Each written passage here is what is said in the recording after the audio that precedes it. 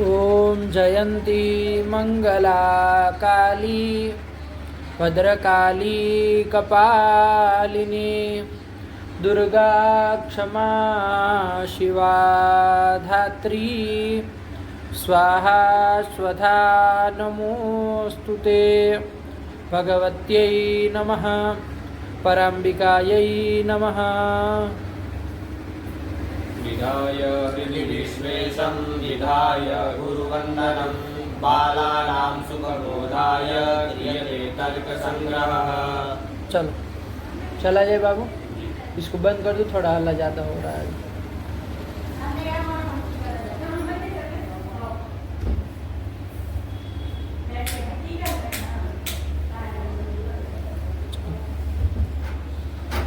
हाँ क्या बोलो? वाक्यार्थ ज्ञान हेतु को देख रहे थे। हाँ वाक्यार्थ ज्ञान हेतु और भी है, आया कि नहीं आया? चलिए पाठ लगाए आप लोग, समझ में आ गया? कोई दिक्कत नहीं ना है?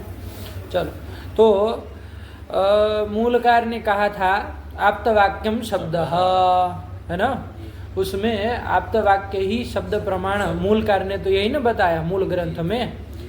न्यायबोधिनी कार्य ने शाब्द बोध का करण शब्द को न मान करके, मतलब आप्तवाक्य को न मान करके पद ज्ञान को करण माना कि नहीं माना? ये व्यवस्था पूरी समझ में आई।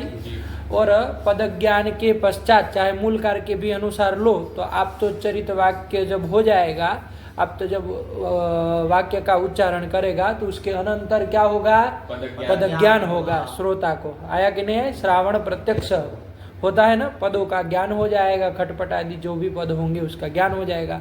पद ज्ञान के पश्चात वृत्ति ज्ञानाधीन क्या होती है? उपस्थिति होती है। ये वृत्ति ज्ञान के अधीन होती है। वृत्ति ज्ञान मतलब समझ में आया ना? वृत्ति ज्ञान यानी शक्ति लक्षण पद पदार्थ का जो संबंध है वही वृत्ति ज्ञान।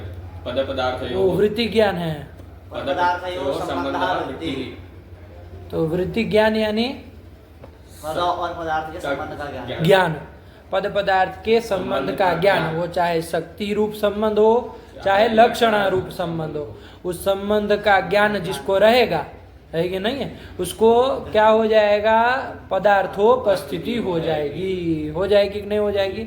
और पदार्थोपस्थिति के पश्चात है ना परस्पर संबंधावगाही एक विशिष्ट बोध होगा जिसको हम क्या कहते हैं? शाब्द बोध कहते हैं। ये शाब्द बोध होता है, ठीक है ना? तो यहाँ पर इतना कहने से क्या क्या शाब्द बोध के प्रति कारण मालूम हुए? वाक्य, आप्तोच्चरित जो वाक्य है, आप्त के द्वारा वाक्य का उच्चारण करना और उच्चारण के पश्चात पद ज्ञान होना, उसके बाद वृत्ति ज्ञानाधीन पदार्थोपस्थिति होना, ये सब इसमें कारण हुए कि नहीं हुए? तो इतना ही यदि कारण यदि कहे, यही यदि अपेक्षित है तो गौरस्व पुरुषो हस्ति, किसी व्यक्ति ने वाक्य का उच्चारण कर दिया गौरस्व पुरुषो हस्ति, है ना, तो उसके पश्चात आपको पद ज्ञान भी हो गया। तो उस पद ज्ञान के पश्चात वृत्ति ज्ञानाधीन पदार्थोपस्थिति भी हो गई। हो गए कि नहीं हो गए? लेकिन वहाँ शाब्द बोध होता है क्या उसके पश्चात? नहीं होता। परस्पर में संबंधावगाही, गो अश्व का एक संबंधावगाही एक विशिष्ट ज्ञान होता है क्या? नहीं होता है। शाब्द बोध नहीं ना उत्पन्न होता है। हम लोगों का अनुभव है शाब्द बोध उत्पत्ति नहीं होती है। होनी चाहिए। आपने जितना कारण बताया सब तो है कि नहीं है? आपने तो यही ना अभी तक कारण बताया था। इसके पहले, इस ग्रंथ के पहले तक वो सभी चीज तो उपस्थित है ही नहीं है? पद समूहात्मक वाक्य भी है, पद समूह है ना, ये गौ अश्व पुरुषा हस्ति, तो पद समूहात्मक वाक्य हो गया। और आगे भी अन्य भी जो जो चीज़ चाहिए वो सब भी हो रही है। तो शाब्द बोध क्यों नहीं होता है? प्रश्न होगा कि नहीं होगा? तो होना चाहिए आपके अनुसार। तो यदि कुछ अन्य विशेष कारण नहीं बताएंगे तो होना चाहिए कि नहीं होना चाहिए? ऐसे ही वन्निना सिंचती, किसी ने वाक्य प्रयोग कर दिया तो पद ज्ञान हो गया, पदार्थोपस्थिति भी हो गई। अरे वन्नी पद से वन्नी की उपस्थिति और टा पद से करणत्व अर्थ की उपस्थिति, सिंचती में सिंच धातु से सेचन क्रिया की उपस्थिति, इस तरह से सभी पदार्थों का क्या हो गए? उपस्थिति भी हो गई। हो गई कि नहीं हो गई? लेकिन वहाँ शाब्द बोध होता है क्या? शाब्द बोध नहीं होता है। ठीक है। वैसे ही किसी व्यक्ति ने सुबह प्रातः काल में कह दिया गो, शाम को कह दिया दूसरे दिन कह दिया सुबह आनी, फिर शाम को कह दिया लोट, तो पद ज्ञान आपको हुआ, पदार्थोपस्थिति भी होगी, लेकिन शाब्द बोध नहीं होता है। ये हम लोगों का अनुभव है कि नहीं है? तो क्यों नहीं अनुभव हो रहा है इन सब वाक्यों से? गौरस्वः पुरुषो हस्ति और सिंचति और प्रहरे प्रहरे सहोच्चरित असहोच्चरित जो गो अम आदि पद है, उनसे क्यों नहीं हो रही? आपने जो कारण पूर्व में बताया वो सब तो है ही, नहीं है? क्यों नहीं हो रही है? तो कहा कि शाब्द बोध में केवल यही पद ज्ञान, पदार्थोपस्थिति, यही सब कारण नहीं है, अपितु और भी कारण है। क्या और कारण है? आकांक्षा, योग्यता, सन्निधिश्च, ये भी वाक्यार्थ ज्ञाने हेतु, वाक्यार्थ ज्ञान में शाब्द बोध में हेतु है, कारण है। आया कि नहीं आया? इन सब का होना भी जरूरी है। जब कारण कूट साथ में मिलेगा तब न जाके कार्य की उत्पत्ति होगी। आया कि नहीं? तो ये सब भी होना चाहिए, ये सब भी कारण है, ये मूल कारण ने बताया। आया कि नहीं? तो इन्हें जो वाक्य बताया आपको, चाहे गौरस्वः पुरुषो हस्ति, चाहे असहोच्चरितानि गो अम आदि पद, ये सब जो बताए वहाँ पर इन में से किसी का अभाव है। कहीं आकांक्षा का अभाव है, कहीं योग्यता का विरह है, कहीं का विरह है। तो इनका विरह होने के कारण वहाँ पर शाब्द बोध नहीं होता है। आया कि नहीं? अब व्यवस्था बन जाएगी कि नहीं बन जाएगी? तो ये सब भी कहने का तात्पर्य, आकांक्षा, योग्यता और सन्निधि, ये सब भी शाब्द बोध के प्रति कारण है। लगा कि नहीं लगा? शाब्द बोध के प्रति कारण है। एकदम साफ है, कोई दिक्कत? ऐसे ही इन्होंने तीन ही चीज कही, एक और भी है, तात्पर्य ज्ञानम अपि शाब्द बोधे हेतु। जाने रहिएगा, तात्पर्य ज्ञान भी शाब्द बोध में हेतु है। ठीक है ना? तात्पर्य का ज्ञान होना चाहिए। तात्पर्य यानी क्या बता चुके हैं ना? तात्पर्य क्या होता है? वक्तुरिच्छा तात्पर्यम। तो वक्ता की इच्छा का भी हमको ज्ञान होना चाहिए, है ना? कि वक्ता ने किस अभिप्राय से कौन सा शब्द प्रयोग किया है, इस तरह के वक्ता की इच्छा का भी हमको क्या होना चाहिए? ज्ञान होना चाहिए, तभी शाब्द बोध होगा। जैसे वक्ता ने कह दिया सैंधवम आनय, क्या कह दिया? सैंधवम आनय। अब सैंधव पद का दो ठो अर्थ होता है। क्या क्या अर्थ होता है पता है? क्या? नमक और एक घोड़ा। घोड़ा। आया कि नहीं? सैंधव, सिंधु में, समुद्र में उत्पन्न होने वाला, नमक भी कहते हैं सैंधव पद से। और सैंधव पद से सिंधु देशोद्भव जो अश्व है उसको भी कहा जाता है। तो सैंधव पद का दो अर्थ है ना? क्या क्या? नमक, है ना? तो अब यहाँ पर वक्ता ने तो कह दिया कि सैंधवम आनय, आपको पद ज्ञान हो गया। यदि वक्ता की इच्छा का ज्ञान आपको नहीं होगा कि यहाँ वक्ता ने किस अभिप्राय से ये सैंधव पद का उच्चारण किया है, इस तरह के तात्पर्य का ज्ञान, वक्ता की इच्छा का ज्ञान नहीं होगा, तो शाब्द बोध हो पाएगा? नहीं हो पाएगा। आया कि नहीं? इसलिए वक्ता की इच्छा का ज्ञान भी, यानी कि तात्पर्य का ज्ञान भी वाक्यार्थ बोध में हेतु होता है। जब आपको पता चल जाए, मान लीजिए अब वो वक्ता की इच्छा का ज्ञान हमको कैसे होगा? तो प्रकरण से होगा। वक्ता की इच्छा का ज्ञान हमको कैसे होगा? भाई उनके मन में क्या चल रहा है ना? तो वहाँ का जो प्रसंग होगा, प्रकरण होगा, उसको देख करके वहाँ के प्रकरण से हमको वक्ता की इच्छा का ज्ञान हो जाए। जैसे वक्ता जो है वो भोजन करने बैठा है, क्या बैठा है? भोजन करने बैठा है और आपको कहेगा सैंधवम आनय, तो ये भोजन रूपी जो प्रकरण है, भोजन प्रकरण से आपको वक्ता की इच्छा का ज्ञान हो गया कि नहीं हो गया? कि यहाँ पर वक्ता ने सैंधव पद का उच्चारण किस अभिप्राय से? नमक के अभिप्राय से किया है। नमक बोधन इच्छया सैंधव पदम उच्चरितम। आया कि नहीं? इस तरह से वक्ता की इच्छा का ज्ञान हो गया कि नहीं हो गया? तो ऐसा जब हो गया तब वहाँ पर सैंधव कर्मकम आनयनम कार्यम इत्यादि ये बोध हो जाएगा। आया कि नहीं? तो तात्पर्य ज्ञान, वरना तो सब चीजें है ना? पद ज्ञान भी हो गया, पदार्थोपस्थिति भी कहने के लिए हो जाएगी, है ना? सैंधव पद के दो अर्थ, दोनों अर्थों की उपस्थिति हो जाए। आया कि नहीं? तो और आकांक्षा, योग्यता, सन्निधि सब तो है, कोई तो दिक्कत नहीं है, तो क्यों शाब्द बोध नहीं होता? क्यों शाब्द बोध नहीं होता है? क्योंकि तात्पर्य का ज्ञान नहीं है, इसलिए नहीं हुआ। यदि तात्पर्य का ज्ञान जब आपको हो जाएगा कि वक्ता ने यहाँ पर नमक के अभिप्राय से सैंधव पद कहा है, या तो वक्ता ने यहाँ पर अश्व के अभिप्राय से सैंधव पद का उच्चारण किया है, इस तरह के वक्ता के तात्पर्य का ज्ञान यदि आपको हो जाएगा तो वहाँ पर आपको शाब्द बोध हो जाएगा। आया कि नहीं? तात्पर्य ज्ञान कैसे होता है? तो वो प्रकरण से होता है ना। तात्पर्य ज्ञान कैसे होगा? तो वो प्रकरण से। भोजन प्रकरण चल रहा है तो वहां पर वक्ता ने किस अभिप्राय से सैंधव पद का उच्चारण किया है? नमक के अभिप्राय ऐसे किया है। ये इच्छा तात्पर्य का ज्ञान हो गया कि नहीं हो गया?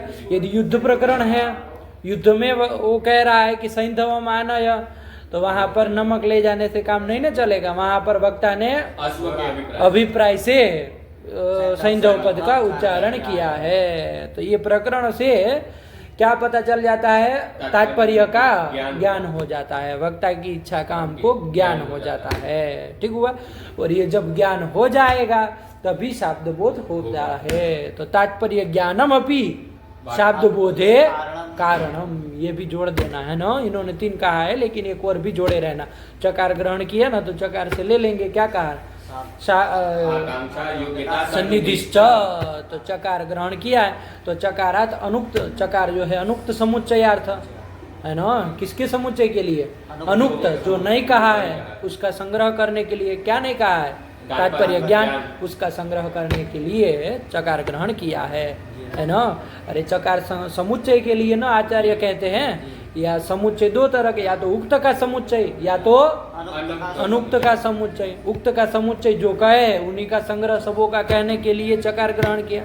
कभी अनुक्त का समुच्चय जो नहीं कहा है उसको भी लेना होता है चकार से। तो इस तरह से यहाँ पर अनुक्त समुच्चय से चकार मान करके उसको भी पकड़ लेंगे। तो तात्पर्य ज्ञानम अपि शाब्द बोधे हेतु कारणम, ये आ जाएगा कि नहीं आ जाएगा? तो चलो ये भी जाने रहना, ठीक है ना। चलो फिर आगे चले।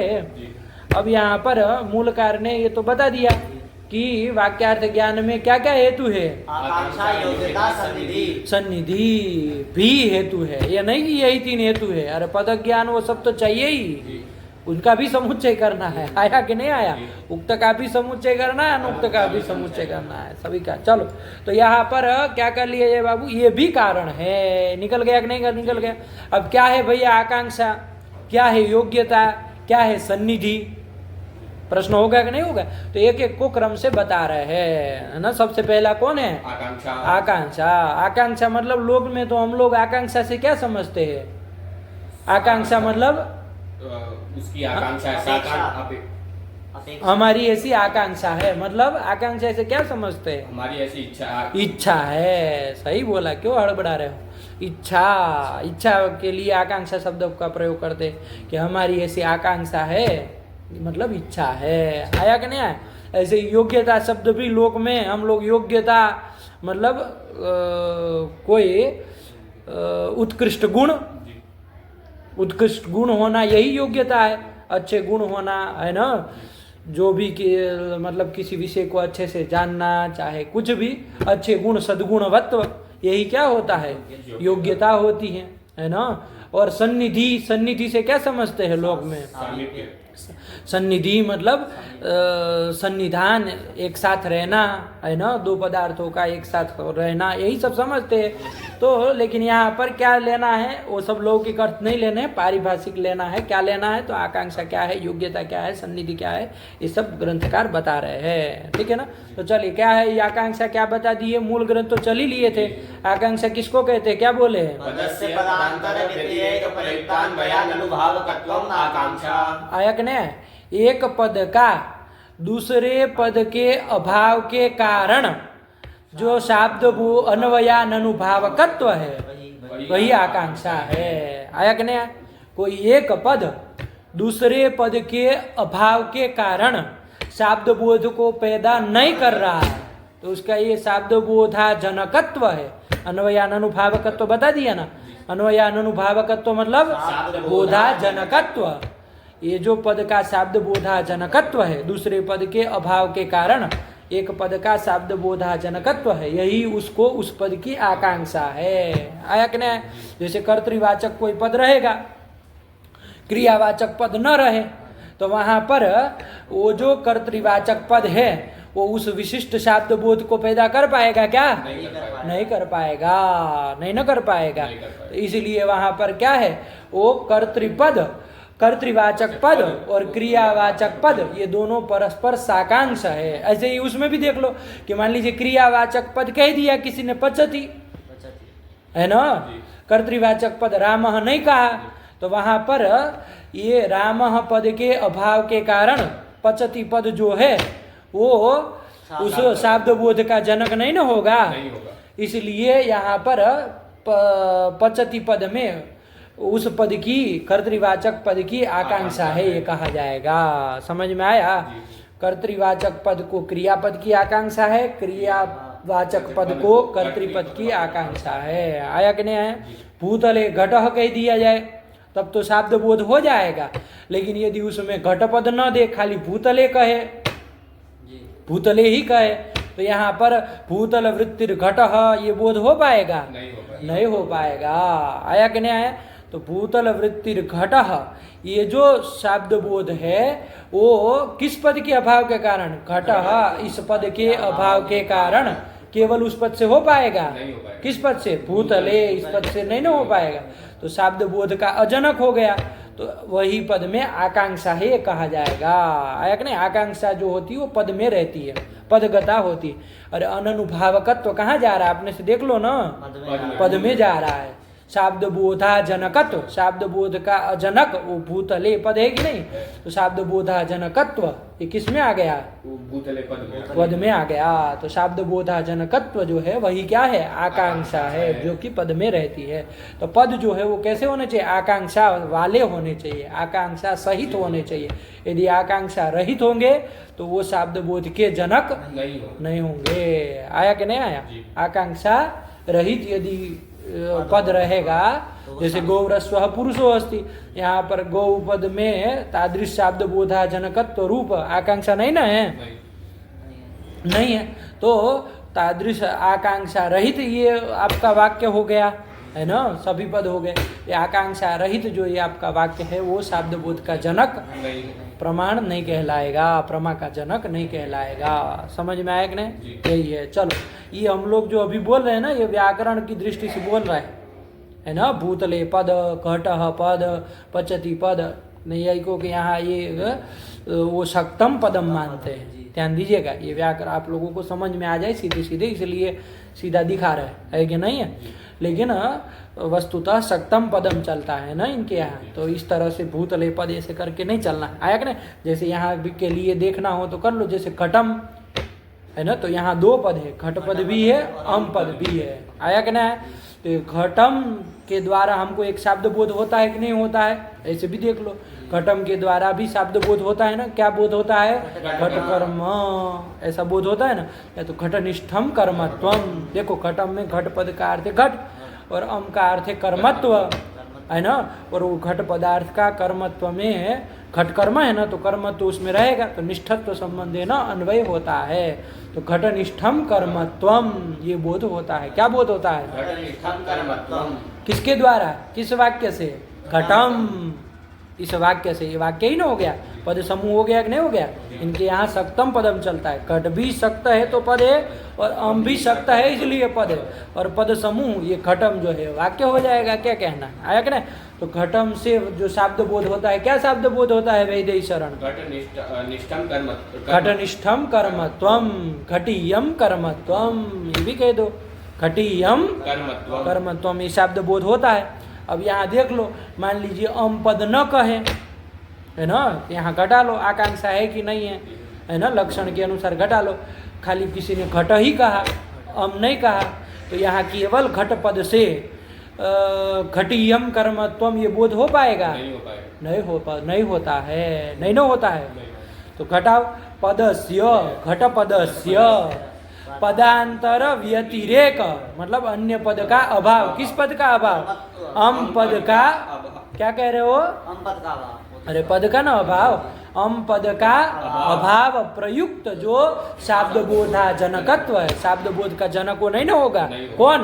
घटपद। घटपद। अम पद के अभाव के कारण वो घटियम कर्मत्वम इत्याकारक शाब्द बोध का अजनक हो गया, कौन? घटपद। तो वो घटपद शाब्द बोधा जनकत्व आ गया कि नहीं आ गया? इसका मतलब उसमें अम पद की आकांक्षा है, आया कि नहीं? ऐसे ही देख लो, अम पद रख लो, मान लीजिए अम किसी ने खाली उच्चारण कर दिया तो घटियम कर्मत्वम बोध होगा? नहीं होगा। क्यों नहीं हो रहा है? क्योंकि घटपद का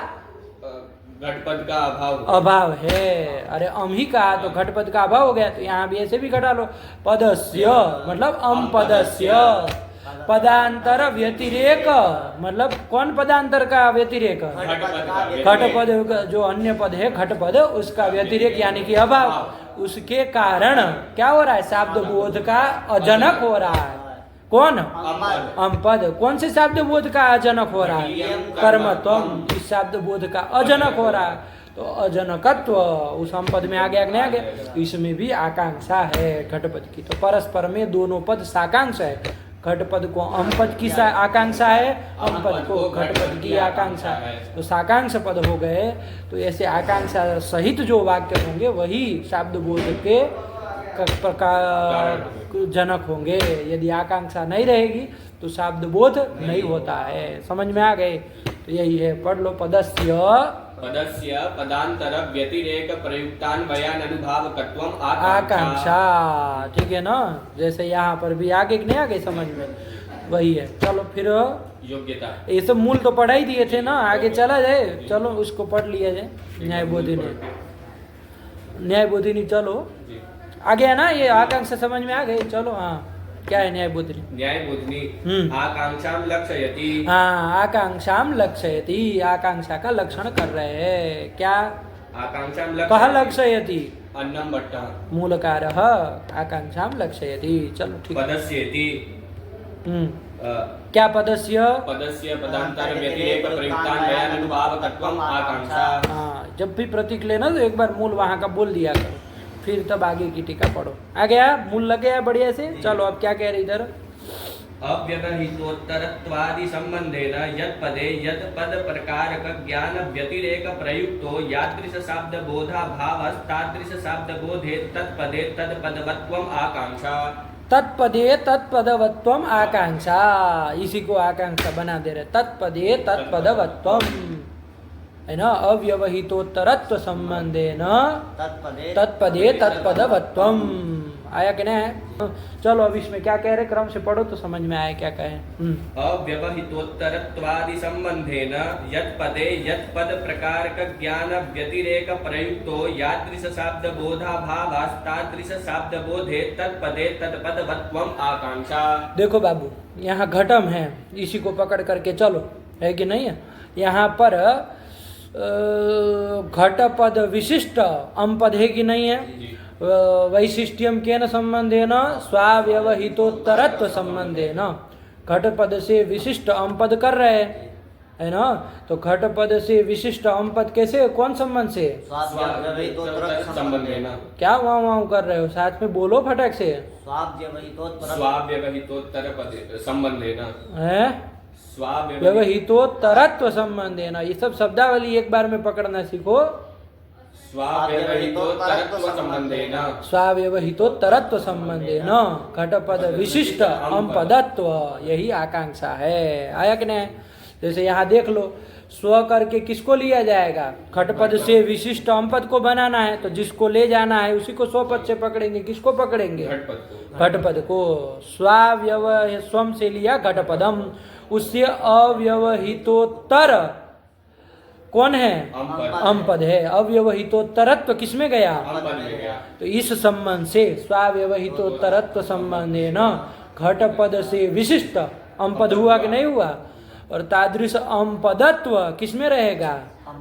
अम पद में रहेगा। तो वही आकांक्षा है। समझ में आया? ठीक हुआ? तो घटम ये कहने पर आपको ये ज्ञान हो गया कि नहीं हो गया कि घट पदा व्यवहितोत्तर अम पद है। इस तरह का आपको ज्ञान हो गया कि नहीं हो गया? ऐसा ज्ञान होने पर इस तरह का ज्ञान होने पर ही आपको वहां पर घटियम कर्मत्वम ये शब्द बोध होता है। आया कि नहीं? यदि किसी वक्ता ने केवल अम कहा, क्या कहा? केवल अम पद का उच्चारण किया, अम आपको ज्ञान हुआ, तो यहाँ पर आपको क्या ज्ञान नहीं हुआ? घटियम। अरे घट विशिष्टम पदम। अरे खाली अम पद का उच्चारण किया तो आपको क्या ज्ञान नहीं हुआ? यहाँ पर घटियम कर्मत्वम ये ज्ञान। घट विशिष्टम कर्म पदम ये ज्ञान नहीं हुआ। घट विशिष्ट घट पद विशिष्ट कर्म पदम। कर्म कहाँ पद है? कोई घटपद विशिष्ट अम पदम। अम पदम, घटपद विशिष्ट अम पदम, इसका ज्ञान नहीं ना हुआ, है ना? क्योंकि यहाँ पर केवल अम पद ही कहा है, तो घट पद से अव्यवहित उत्तर में अम पद, इस तरह का आपको ज्ञान नहीं हुआ। तो इस तरह का ज्ञान नहीं होने से वहाँ पर कौन सा शब्द बोध नहीं होता है? कर्मत्वम इत्याकारक शब्द बोध नहीं होता है। इससे क्या पता चला कि वो घटियम कर्मत्वम इत्याकारक शब्द बोध के प्रति यह जो शब्द, ये जो आकांक्षा ज्ञान है वो कारण है। आया कि नहीं? पंक्ति लगाओ तो क्या कह रहे, ध्यान से पढ़ो। अव्यवहितोत्तरत्वादि संबंधेन यत्पदे यत्पद प्रकारक ज्ञान व्यतिरेक प्रयुक्तो यादृश शब्द बोधाभाव। तुम पढ़ो जरा, तुम पढ़ो तो बाबू।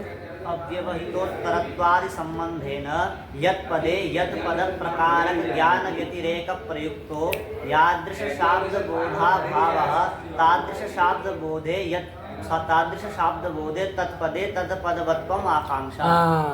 तत्पदे तत्पदवत्वम, अम पदे घटपदवत्वम, यही आकांक्षा है। क्यों? कौन से शब्द बोध के प्रति? कर्मत्वम इत्याकारक शब्द बोध के प्रति ये घट अम पदे घटपदवत्वम, है ना? अम पद में घटपदवत्ता जो है यही क्या है? आकांक्षा है। ठीक है ना? अम पद में घटपदवत्ता, घटपदवत्ता अम पद में कैसे आएगी? स्वाव्यवहितोत्तरत्व संबंधे न, ये बनाए रखना है ना। अरे अम पद में घटपदवत्ता, घटपद से विशिष्ट अम पद कैसे होगा? व्यवहितोत्तरत्व संबंधे न। तो इसी को हम आपको शब्द दे रहे, स्वाव्यवहितोत्तरत्व संबंधे न घटपद विशिष्ट अम पदत्व, ये आकांक्षा है ना? किसके, कौन शब्द बोध के प्रति ये आकांक्षा कारण है? हम इस शब्द बोध के प्रति ये जो आकांक्षा है वो कारण है। क्यों कारण है भैया? क्योंकि यदि इस तरह के आकांक्षा का आपको ज्ञान नहीं होगा, है ना, है ना, इस तरह की आकांक्षा का आपको ज्ञान नहीं होगा, किसी ने हम ही उच्चारण किया या तो केवल घटपद का उच्चारण किया, घटम इस पूरे का उच्चारण नहीं किया, तो वहां पर आपको अम पदे घटपदवत्ता का ज्ञान हुआ? नहीं हुआ ना। अम पदे घटपदवत्ता का अव्यवहित, यहाँ घटपद से अव्यवहित उत्तर अम पद है, इस तरह का ज्ञान आपको कब नहीं हुआ? केवल वक्ता ने या तो अम पद का उच्चारण का, खाली केवल घटपद का उच्चारण किया या तो केवल अम पद का उच्चारण किया, तो वहां पर सीधे काहे शब्द बोध में जा रहे हो? पहले आकांक्षा है कि नहीं वो तो देखो, सीधे ही वो तो सभी को पता है कि अब शब्द बोध नहीं होगा। अरे बात को समझो कि सीधे हर बार शब्द बोध में घुस जा रहे हैं। क्या कहना चाह रहे हैं? वक्ता ने केवल यदि अम पद या तो घट पद का उच्चारण किया तो वहां पर आपको अम पद में घटपद वत्ता का ज्ञान हुआ, अव्यवहितोत्तरत्व संबंधे न घटपद से विशिष्ट अम पद है, इस तरह का ज्ञान नहीं हुआ। तो ऐसा ज्ञान नहीं होने से वहां पर तुम इत्यकारक शब्द बोध नहीं होता है ना। तो शब्द बोध नहीं होता, इससे क्या पता चला कि उस शब्द बोध के प्रति इस तरह का ये जो आकांक्षा है वो कारण है ना। कौन सी आकांक्षा? पदवत्ता, घटपदवत्व इत्याकारक ये जो आकांक्षा है वो शब्द बोध के प्रति कारण है। आया कि नहीं आया? ठीक है ना। वस्तु तो आकांक्षा कारण नहीं, आकांक्षा का ज्ञान कारण है। अभी आगे स्वयं भी कर देंगे, आकांक्षा ज्ञानम कारणम, शाब्द बोध के प्रति आकांक्षा का आपको ज्ञान होना चाहिए। जहाँ पर वक्ता यदि केवल घट पद को या अम पद को कहेगा तो वहाँ पर इस तरह की आकांक्षा का ज्ञान नहीं होगा ना, वहाँ पर शाब्द बोध भी नहीं होता। जहाँ पर वक्ता ने कहा घटम, ये उच्चारण किया घटम का, तो वहां पर आपको उस आकांक्षा का ज्ञान हो गया कि नहीं हो गया? कौन आकांक्षा का? अम पदे घट पद वत्ता संबंधे न घट पद विशिष्ट अम पदत्व, यही कह दो। क्या कह दो?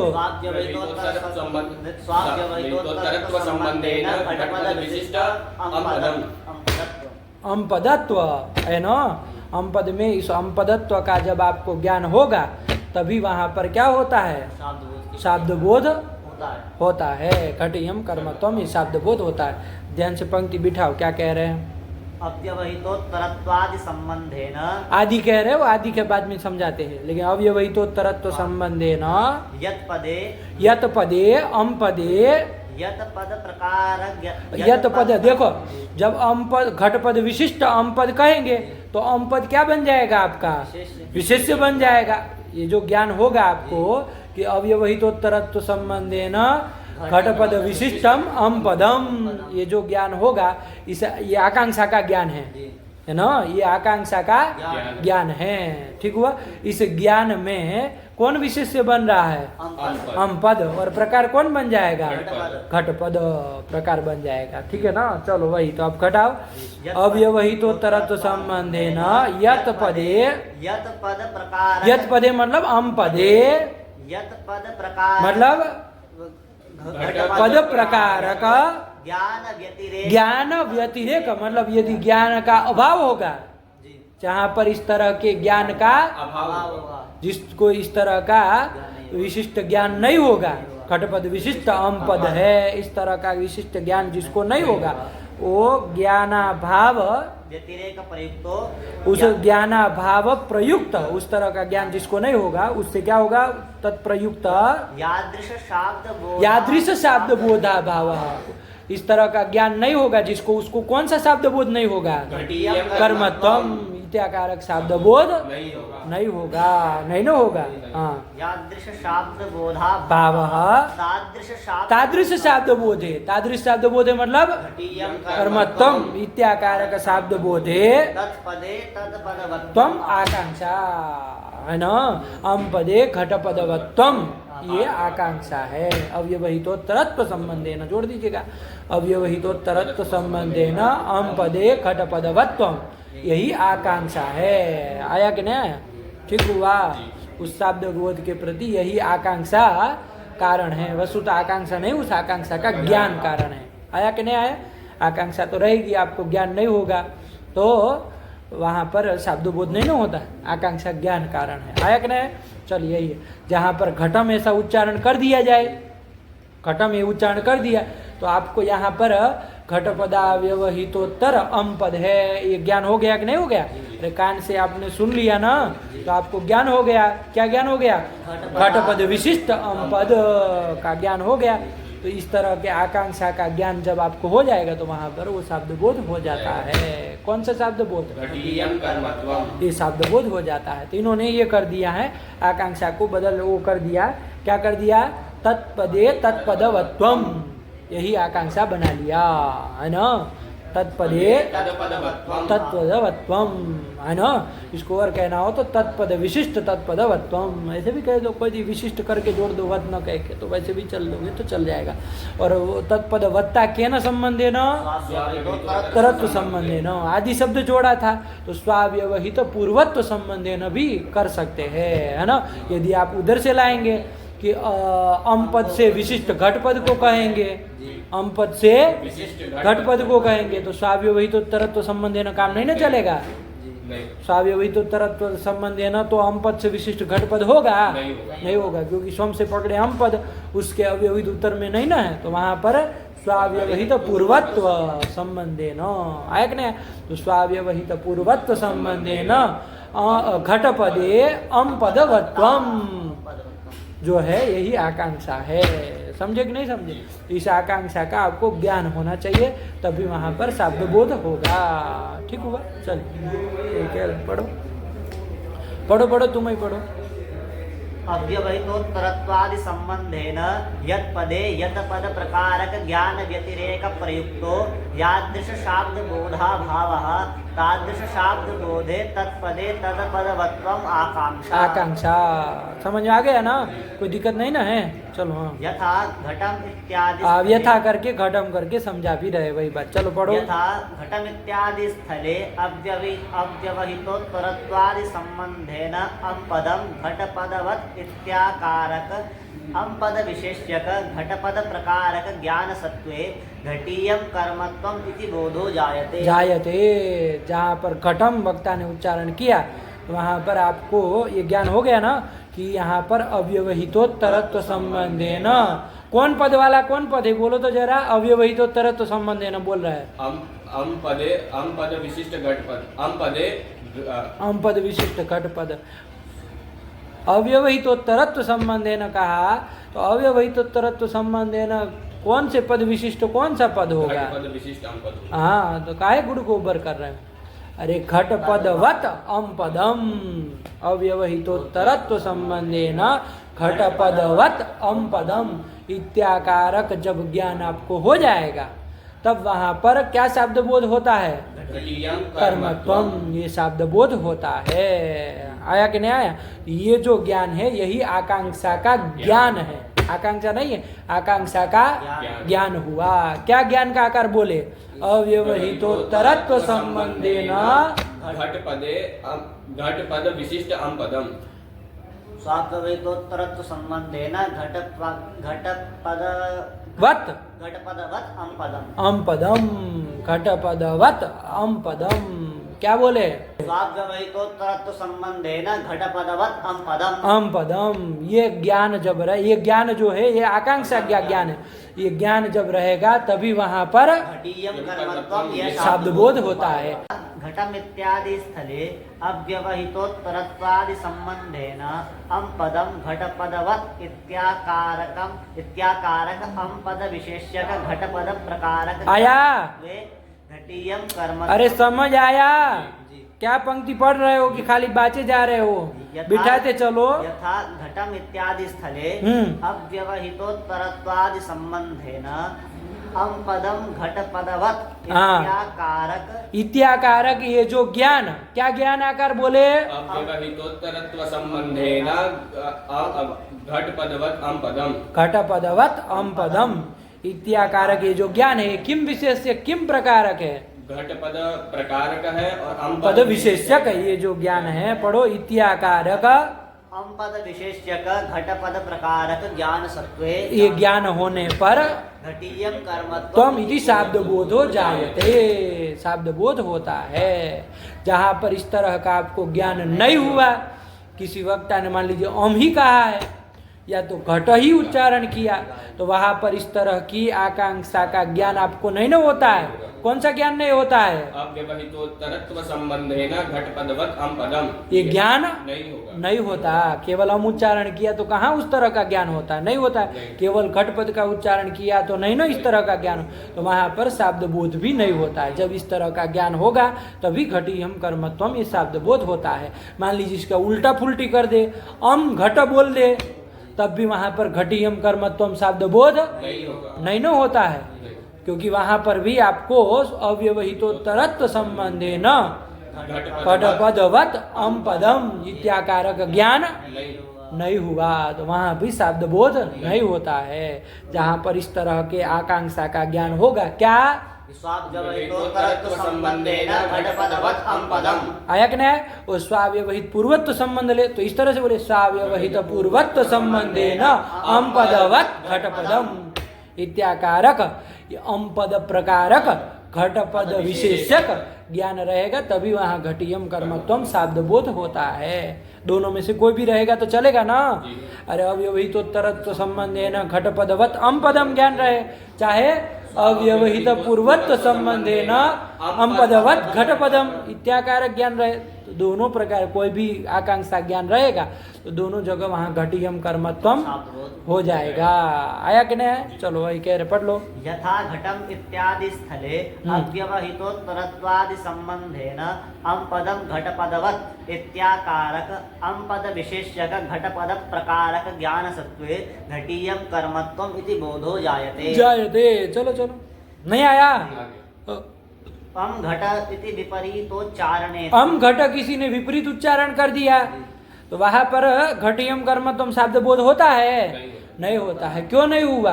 क्योंकि वहां पर इस तरह की आकांक्षा का ज्ञान, कौन आकांक्षा का ज्ञान? दो तरह की बोले हैं, क्या दो बोल सकते हो? अव्यवहितोत्तरत्व संबंधेन घटपदवत् अम पदम इत्याकारक आकांक्षा ज्ञान, ये किम विशेष है, किम प्रकारक है? ये घटपद प्रकारक है और अम पद विशेषक ये आकांक्षा ज्ञान है। ये आकांक्षा ज्ञान अम घट किसी ने उच्चारण किया तो वहां हुआ? नहीं हुआ। दूसरी क्या आकांक्षा बोले? आकांक्षा ज्ञान दूसरा क्या बोले? अव्यवहित पूर्वत्व संबंधेन अम पदवत् घटपदम। ये आकांक्षा का ज्ञान अम घट कहीं जिसने उच्चारण किया विपरीत उच्चारण, वहां पर इस तरह की आकांक्षा का ज्ञान भी नहीं न हुआ। अम पदवत घट पदम, लेकिन स्वाव्यवहित तो पूर्वत्व संबंध है ना, तो नहीं न हुआ। तो वहां पर भी घटियम कर्मत्वम इत्याकारक बोध नहीं होता है। वही कह रहे अम घट इति विपरीतोच्चारणे, पढ़ो। अम घट इति विपरीतोच्चारणे तु तादृश ज्ञानाभावात्, तादृश ज्ञानाभावात् मतलब उस तरह की आकांक्षा ज्ञान का अभाव होने के कारण तादृश शाब्द बोधो न जायते। कीदृश शाब्द बोधो? कर्मत्वम ये शाब्द बोधो न जायते, क्योंकि उस तरह की आकांक्षा का ज्ञान नहीं है। आया कि नहीं आया? क्या दो तरह की बोली है ना? यदि स्वाव्य, क्योंकि दोनों तरह की हो सकती है ना। घटम में स्वाव्यवहित पूर्वत्व संबंध है ना, घटपदवत अम पद कहो, चाहे स्वाव्यवहित पूर्वत्व संबंध है ना, अम पदवत घट पद कहो, दोनों बात वही ना है। तो दोनों तरह के में से कोई भी आकांक्षा ज्ञान जो है वो कारण है। यदि वो दोनों में से कोई भी तरह की न रहे तो वहां पर नहीं होता है। तो यम घट विपरीत उच्चारण स्थल में कोई आकांक्षा ज्ञान हो रही है? नहीं हो रही। इसलिए तादृश शब्द बोध मतलब घटियम कर्मत्वम ये शब्द बोध नहीं होगा। वही कह रहे, पढ़ लो फटाफट। अम घट इति विपरीतोच्चारणे तु तादृश ज्ञानाभावात् तादृश शाब्द बोधो न जायते। चलो। अतस्तादृशाकांक्षा ज्ञानम शाब्द बोधे कारणम। अतस्तादृशाकांक्षा ज्ञानम कुत्र? शाब्द बोधे कारणम। कौन शब्द बोध है? शब्द बोध ही लिखा, तादृश शब्द बोध कारण, तादृश आकांक्षा ज्ञानम तादृश शब्द बोध कारण। यदि तादृश तादृश का अर्थ बोलना हो तो घटियम कर्मत्वम इत्याकारक शब्द बोधम प्रति, इत्याकारक शब्द बोधम प्रति कीदृशम आकांक्षा ज्ञानम कारणम? उत्तरत्व संबंधेन घटपदवत् अम पदम इत्याकारक आकांक्षा ज्ञानम कारणम, अथवा तो घटियम कर्मत्वम इत्याकारक शब्द बोधम प्रति अव्यवहित पूर्वत्व साव्य सो जोड़ दो ना फिर। अव्यवहित पूर्वत्व संबंधेन अम पदवत् घटपदम इत्याकारक आकांक्षा ज्ञानम कारणम। ये आकांक्षा आ गया ना, एकदम फिट बैठ गया। तो ये आकांक्षा ज्ञान कारण होता है शब्द बोध के प्रति। आया कि नहीं? ये जो बोल रहे हैं ना आप, वो आकांक्षा ज्ञान का आकार बोल रहे हैं। आकांक्षा क्या होगी? तो तत्पदे तत्पदवत्वम, यही आकांक्षा है ना। एक पद विशिष्टत्व, विशिष्टम अपर पदत्वम, यही आकांक्षा है। उसका आपको ज्ञान होगा तभी शब्द बोध होगा। समझे कि नहीं समझे? तत्पदे तत्पदवत्वम आकांक्षा, ठीक हुआ? तत्पदे तत्पदवत्वम आकांक्षा। तत्पदवत्ता केन संबंधेन? तो स्वाव्यवहितो पूर्वत्व उत्तरत्व संबंधेन स्वाव्यवहितो पूर्वत्व ये तदन्यतर संबंधेन। समझ गए? चलो। अतस्तादृशाकांक्षा ज्ञानम शाब्द बोधे कारणम। चलो। अर्थाबाध इति, अर्थाबाधो योग्यता, ये आकांक्षा बैठ गई ना, कोई दिक्कत नहीं ना है। अर्थाबाधो योग्यता, मूल में समझ ही गए। अर्थाबाधो योग्यता, अर्थस्य अबाध, अबाध मतलब बाधा भाव, बाध का अभाव, परस्पर अर्थों का बाध नहीं होना चाहिए, तभी योग्यता है ना। अर्थाबाध योग्यता, यही ना कहे कि पदार्थों का परस्पर बाधा भाव, अबाध मतलब बाध न होना, यही योग्यता है। आया ना? चल। अर्थाबाध इति बाधा भावो योग्यता इत्यर्थः। यही आ गया, पदार्थों का बाधा भाव, यही योग्यता है। अग्निना सिंचेत इत्यत्र सेक करणत्वस्य जलादि धर्मस्य वह्नौ बाध निश्चय सत्वान्न तादृश वाक्यात् शाब्दबोधः। वन्निना सिंचेत, क्या बोले हैं? वन्निना सिंचेत, हाँ, कि वन्नी से सिंचन करो, किसी मान लीजिए आपको आज्ञा दी, तो वहां पर शब्द बोध नहीं होता। क्यों नहीं होता? तो उसी को समझा रहे कि यहाँ पर क्या कहे? सिंचेत इत्यत्र सेक करणत्वस्य, सेक करणत्व, सेचन सिंचन करणत्व, जो कि जल में होता है। वस्तुतः जल का धर्म है। किसका धर्म है? जल का। सिंचन का करण कौन है? जल है। जल होता है। तो सिंचन करणत्व किसका धर्म हुआ? जल का धर्म। जल का धर्म है। वो वन्नी में क्या है? बाधित है। वन्नी में वो बाधित है ना, कि वो तुम्हारे यहाँ कर लेते हैं वन्नी से सिंचन नहीं ना होती है। वही कह रहे कि सिंचन करणत्व जो जल का धर्म है वो वन्नी में बाधित है। तो जिसको इस तरह का बाध का निश्चय हो गया, कि क्या बाध का निश्चय हो गया? कि सेचन का करण वन्नी नहीं होता है। ये जिसको बाध का निश्चय है उसको कभी भी वन्नी ना सिंचती इस वाक्य से शब्द बोध होगा? नहीं होगा। वही कह रहे, पढ़ो। अग्निना सिंचेत इत्यत्र सेक करणत्वस्य जलादि धर्मस्य वह्नौ बाध निश्चय सत्वान्न। हाँ, सत्वात न। अरे सत्वात, रुको वहां पर, फिर न उधर जाओगे कि जिसको बाध निश्चय हो जाएगा। किसका? किसमें? सेक करण का बाद वर्णी में हो जाएगा। सेक करणत्व का, सेक करणत्व का बाद वर्णी में हो जाएगा। जिसको बाध निश्चय हो जाएगा कि सेक का करण वन्नी नहीं होती है, इस तरह का जिसको बाध निश्चय हो गया उसको हो जाने से बाध निश्चय सत्वात न तादृश वाक्यात् शाब्दबोधः। उसको तादृश वाक्यात वन्नी ना सिंचेत इस वाक्य से शब्द बोध नहीं होता है। आया कि नहीं? यही कह रहे। चलो। अग्निना सिंचेत इत्यत्र सेक करणत्वस्य जलादि धर्मस्य वह्नौ बाध निश्चय सत्वात् न तादृश वाक्यात् शाब्दबोधः। हाँ चलो, सन्निधिं तो आ गया ना वो, एक बार बोल लो वहां की लाइन हो जाए। अग्निना सिंचेत इत्यत्र सेक करणत्वस्य जलादि धर्मस्य वह्नौ बाध निश्चय सत्वात् न तादृश वाक्यात् शाब्दबोधः। शाब्दबोधः, ठीक, चलो। सन्निधिं निरूपयति। सन्निधिं निरूपयति। पदानामिति पदानाम अविलंबेन उच्चारणम सन्निधि, पदों का अविलंबेन उच्चारण, बिना विलंब किए पदों का उच्चारण करना, यही क्या है? सन्निधि है। उच्चारण ही सन्निधि है। चलो। हाँ। असहोच्चारितानि विलंबोच्चारितानि। असहोच्चारितानि कहा है ना, उसमें आगे क्या आया? असहोच्चारितानि के एक एक प्रहर में किसी ने गा मानयक में पूरा एक साथ नहीं कहा, एक प्रहर में गो कहा, फिर प्रहर के बाद अम कहा, फिर आनी कहा, फिर आनय कहा। तो वहां पर ये असहोच्चारितानि मतलब विलंबेन उच्चारितानि। असह उच्चारितानि का क्या तात्पर्य है? विलंबेन उच्चारितानि पदानी न शाब्दबोध जनकानी, शाब्दबोध के जनक नहीं होते हैं। क्यों? क्योंकि सन्निधि नहीं है। तो चलो, पदार्थी बता रहे और कुछ नहीं ना कह रहे। पढ़ो क्या कहे? असहोच्चारितानि विलंबोच्चारितानि। हाँ, हो गए। चलो, फिर आगे क्या है? पदकृत्य है। पदकृत्य बाबू बिठा लेना, पदकृत्य अपने से बिठा लो, समझ लो, कुछ नहीं है। यदि कहीं दिक्कत लगे तो पूछना, ठीक है ना? आगे चला जाए। अरे वो यही करेंगे, मूल ग्रंथ को ही लगाएंगे, पदस्य नहीं देंगे, पदांतर नहीं देंगे, तो क्या होगा? तो बिठा लो, जहाँ समझ में नहीं आए तो पूछना अगले पाठ में, ठीक है ना? कोई दिक्कत नहीं। आगे चलो, क्या आया? वाक्यम द्विविधम। वाक्यम द्विविधम, ये जो वाक्य है जो पहले कहे थे, है कि नहीं है? क्या?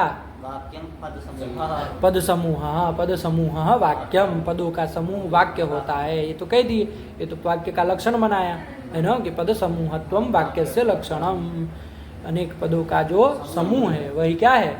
वाक्य है। ये तो वाक्य का लक्षण बताया। अब वो वाक्य का द्वैविध्य बताने जा रहे हैं कि वाक्य दो तरह के होते हैं। वाक्यम द्विविधम, ठीक हुआ? क्या क्या भैया? वाक्यम द्विविधम वैदिकम लौकिकम च। कुछ वैदिक वाक्य होते हैं और कुछ लौकिक वाक्य होते हैं। वैदिक वाक्य मतलब वेद वाक्य, और वेदों में आए हुए जो वाक्य है वो वैदिक वाक्य, वेदे भवम वैदिकम। और लोके भवम लौकिकम। तो कुछ वैदिक वाक्य है, कुछ लौकिक वाक्य है। तो वाक्यम द्विविधम वैदिकम लौकिकम च, वाक्य का द्वैविध्य बताया ना। चलो हाँ, वैदिकम ईश्वरोक्तत्वात् सर्वमेव प्रमाणम। ये वैदिक वाक्य जितने भी है ना, वेद में आए हुए जितने भी वाक्य है वो सभी सर्वम प्रमाणम। क्यों सर्वम प्रमाणम भैया? ईश्वरोक्तत्वात्, क्योंकि ईश्वर के द्वारा वो कहे गए हैं। आया कि नहीं? क्या कहे गए हैं? ईश्वर के द्वारा कहे गए। वो वाक्य जो वैदिक, अरे वेद जो है ईश्वर प्रोक्त मानते हैं। न्याय सिद्धांत में क्या है? अरे मीमांसा आदि में तो क्या करते हैं? वेद को अपौरुषेय मानते हैं। किसी पुरुष इसका जनक नहीं है, कोई कर्ता नहीं है, अपौरुषेय मानते हैं। लेकिन न्याय सिद्धांत में वेद को अपौरुषेय न मान करके पौरुषेय मानते हैं, है ना। पुरुष के द्वारा कहा गया, लेकिन कौन पुरुष के द्वारा? ईश्वर के द्वारा, है ना। गेरे गेरे नथु गेरे के द्वारा नहीं कहा गया, ईश्वर प्रोक्त माना जाता है वेद को। आया कि नहीं? तो ईश्वरोक्तत्वात्, ईश्वर के द्वारा कहा जाने के कारण वो वैदिक वाक्य जितने भी है वो सभी प्रमाण है। आया कि नहीं? ठीक हुआ। वैदिकम सर्वमेव प्रमाणम। लौकिक वाक्य सभी प्रमाण नहीं है। उसमें यदि आप्त के द्वारा कहा गया होगा तब वो प्रमाण है। यदि आप्त के द्वारा नहीं कहा, किसी वंचक चाहे भ्रांत पुरुष के द्वारा कहा गया है तो वो प्रमाण नहीं है। यही बताना चाह रहे। आया कि नहीं है? वाक्य दो प्रकार का, क्या क्या? वैदिक और लौकिक। उसमें जो वैदिक वाक्य है वो सभी के सभी प्रमाण है ना। वो सब शब्द प्रमाण है, सभी वैदिक वाक्य शब्द प्रमाण है। क्यों है? तो हेतु दे दिया ईश्वरोक्तत्वात्। आया कि नहीं? ईश्वर के द्वारा कहा जाने के कारण। ठीक हुआ। और लौकिकम तु न सर्वम प्रमाणम। लौकिक वाक्य सभी लौकिक वाक्य प्रमाण है ऐसा नहीं कह सकते। जो आप्त के द्वारा उच्चरित होंगे, कोई आप्त पुरुष ने कहा होगा तभी वो प्रमाण होंगे, और यदि अनाप्त के द्वारा कहे गए होंगे तो वो प्रमाण नहीं होंगे। वही कह रहे, पढ़ लो फटाक से। वाक्यम द्विविधम वैदिकम लौकिकम च। वैदिकम ईश्वरोक्तत्वात् सर्वमेव प्रमाणम। ठीक। लौकिकम तु आप्तोक्तम प्रमाणम। ठीक हुआ। अन्यद अप्रमाण। अन्यद मतलब कौन सा वाक्य? अनाप्तोक्तम। आया कि नहीं? अनाप्तोक्तम यद वाक्यम तद अप्रमाणम। चलो आगे। वाक्यार्थ ज्ञानम शाब्द ज्ञानम तत्करणम शब्द। हाँ, अरे वाक्यार्थ ज्ञान को ही शाब्द ज्ञान कहते हैं, शाब्द बोध कहते हैं, शाब्द प्रमा कहते हैं। और उसका करण कौन बनता है? शब्द होता है। ठीक है, चलो हो गया। हाँ, पढ़ लो रे, आगे है मूल हो गया पूरा।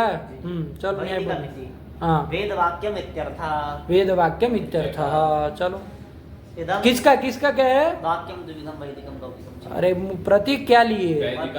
हाँ, तो वैदिकम मतलब क्या? अरे आपने कहा वाक्यम द्विविधम वैदिकम लौकिकम, तो वैदिकम मतलब क्या? तो वेद वाक्यम इत्यर्थः। अरे वेदे भवम, वेद में आए हुए जो वेद वाक्य है उसी को वैदिक कह रहे हैं। चलो हाँ, इदम उपलक्षणम। इदम उपलक्षणम। और ये जो वैदिक वाक्य कह रहे हैं वो उपलक्षण है। उससे खाली वेद वाक्य ही नहीं लेना है, वेद मूलक जो स्मृतियाँ है उस स्मृति वाक्य भी लेना है। वैदिक के अंतर्गत वो भी आएगा, वो भी सभी के सभी प्रमाण है। आया कि नहीं आया? ठीक हुआ। वही कह रहे, पढ़ो। इदम उपलक्षणम। वेद मूलक। इदम मतलब कौन उपलक्षण है? वेद शब्द। वैदिकम ये जो कहा उससे केवल वेद वाक्य नहीं लेना है।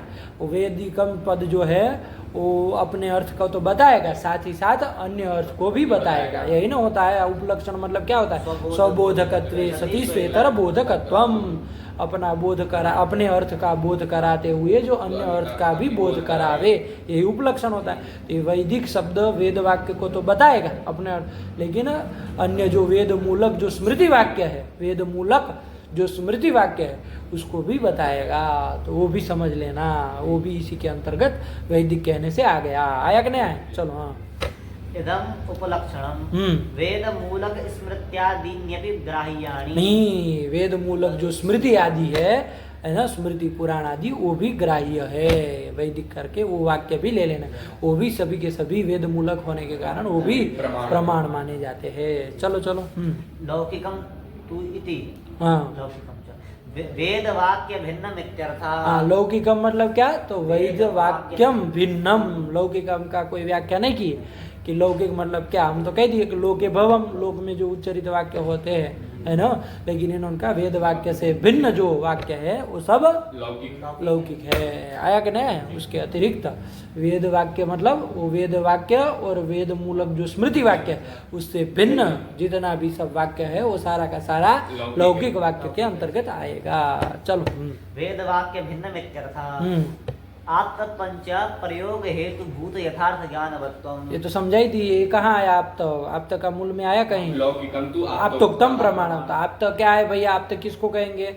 तो आप तत्व का परिष्कार पहले भी हम लोग देख लिए हैं, वही बता रहे। आप तत्वंच प्रयोग हेतु भूत यथार्थ ज्ञानवत्वम। चलो चलो पदकृत्य आया हो गया। इसका भी पद, चलो पदकृत्य लगा लेना, उसका भी बचा है ना, इसका भी दोनों पदकृत्य लगाना। नहीं समझ में आए तो पूछ लेना, अगले पाठ में कर लिया जाएगा पदकृत्य का ही पाठ। ठीक, आगे चलो क्या है?